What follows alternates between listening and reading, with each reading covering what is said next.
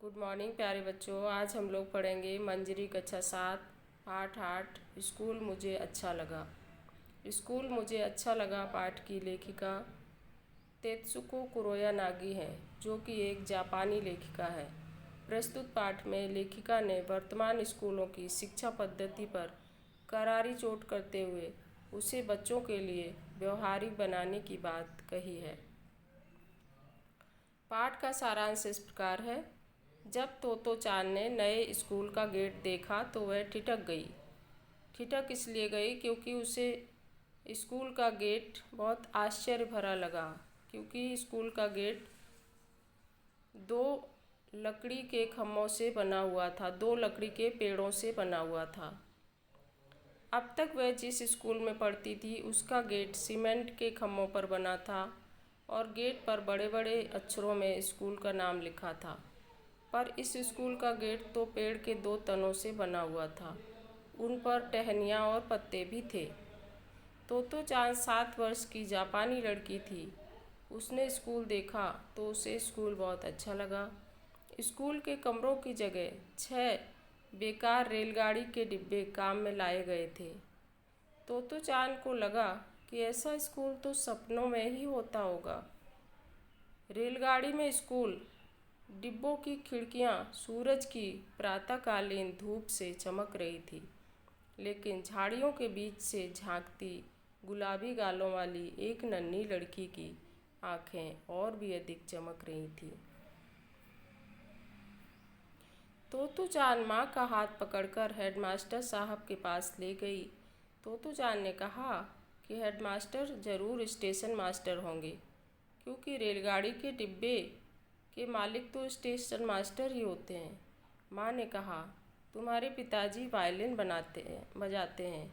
उनके पास ढेरों वायलिन हैं, परंतु अपना घर वायलिन की दुकान तो नहीं। हेडमास्टर जी ने माँ को घर भेजकर तोतो चान से बात की। मास्टर जी ने तोतो चान से कुछ भी बताने के लिए कहा। तोतो चान बोली कि जिस ट्रेन से वह आई है वह तो बहुत तेज़ चलती थी। टिकट बाबू ने उससे टिकट मांगा। उसके दूसरे स्कूल की शिक्षिका बहुत सुंदर है। उसका भूरा कुत्ता करिश्मा दिखाता है। वह मुंह से कैंची चलाती है तो उसकी शिक्षिका ऐसा करने को मना करती थी। ऐसा ना हो कहीं जीभ कट जाए, लेकिन मैं फिर भी ऐसा करती थी। उसकी बहती नाक को देखकर माँ डांट लगाती। उसके पापा अच्छे तैराक हैं। हेडमास्टर जी उसकी बातों से कभी हंसते कभी सिर हिलाते। अच्छा फिर वह बोलती गई। उन्होंने प्यार भरा हाथ उसके सिर पर रखकर कहा, अब तुम इसी स्कूल की छात्रा हो। तोतो चान बहुत खुश थी। तोतो चान को स्कूल अलग तरह का और अच्छा लग रहा था। उसे पता नहीं था कि दोपहर के भोजन में भी इतने आनंद की बात हो सकती थी।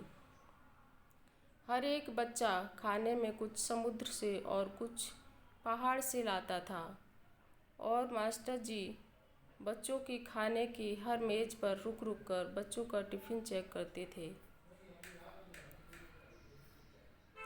अगले दिन तोतो चान जल्दी उठकर तैयार हो गई। वह अपना बस्ता पीठ पर बांधकर इंतजार करने लगी। माँ लंच बॉक्स तैयार करने में जुट गई। उसने कुछ समुद्र और कुछ पहाड़ से भी तो डालना था। तोतो चान माँ को गुड बाय कहकर निकलने लगी।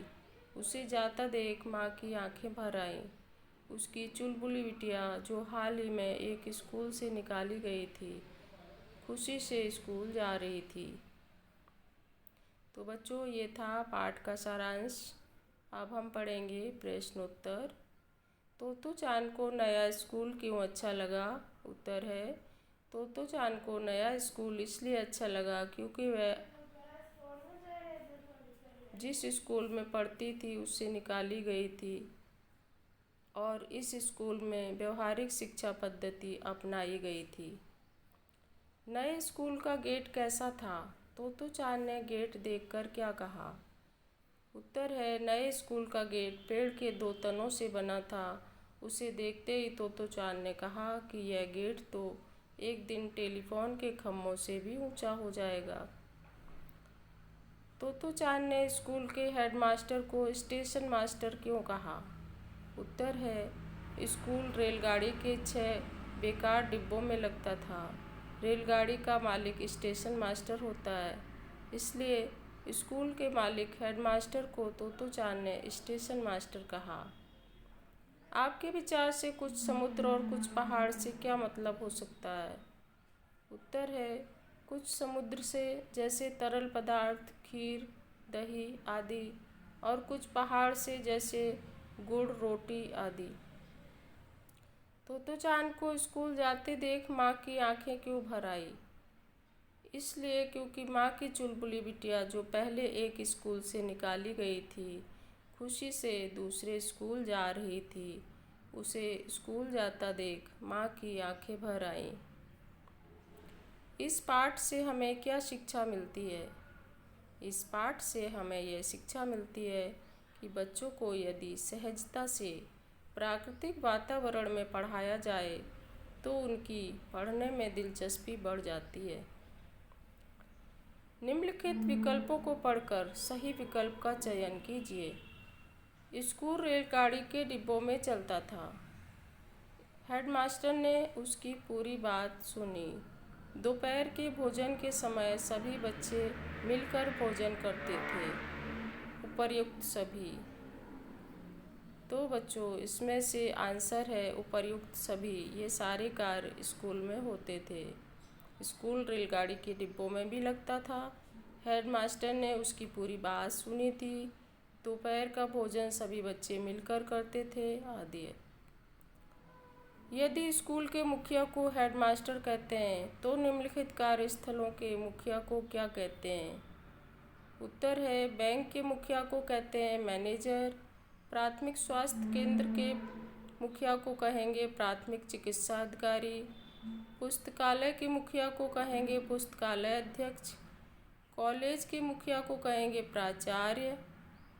कारखाना के मुखिया को कहेंगे मिल मालिक। और पोस्ट ऑफिस के मुखिया को कहेंगे पोस्ट मास्टर। तो बच्चों, आज के लिए बस इतना ही।